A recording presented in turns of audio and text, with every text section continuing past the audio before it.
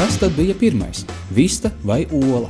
Daudzi domā, ka uz šo jautājumu atbildes nav, bet zinātnieki uzskata, ka pareizā atbilde pastāv. Pirmā bija ola. Tieši ola, kam jau kopš senseniem laikiem ir bijusi simboliska, pat filozofiska un arī ļoti praktiska vieta mūsu dzīvē. Kvalitatīvas vistu olas mūsu uzturā ir neaizvietojams un veselīgs produkts. Latvijā jau vairāk nekā 50 gadu ar olām un to produktiem mūs apgādā Baltika Ovo.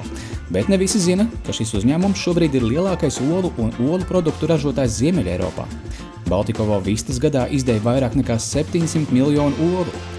Uzņēmuma produkti ir pieejami Latvijas veikalos, viesnīcās, restorānos, tos izmanto sabiedriskās ēdināšanas un pārtikas produktu ražošanas uzņēmumi, bet liela daļa, ap 70% produkcijas tiek eksportēta uz 20 valstīm Eiropas Savienībā un pasaulē.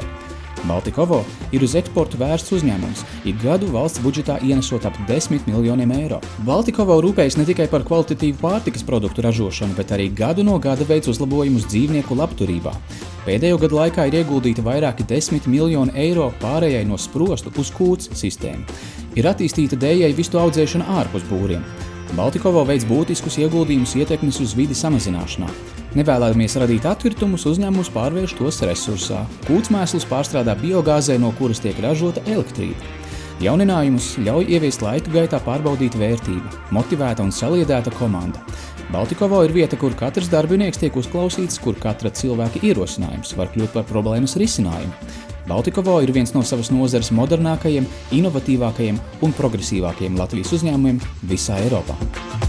Es novēlu, lai Latvijas lauki būtu sakopti, apsēti un aparti, un es ceru, ka tur vienmēr būs cilvēki, kas dzīvos un kas strādās, īpaši tas attiecās uz jaunajām paudzēm.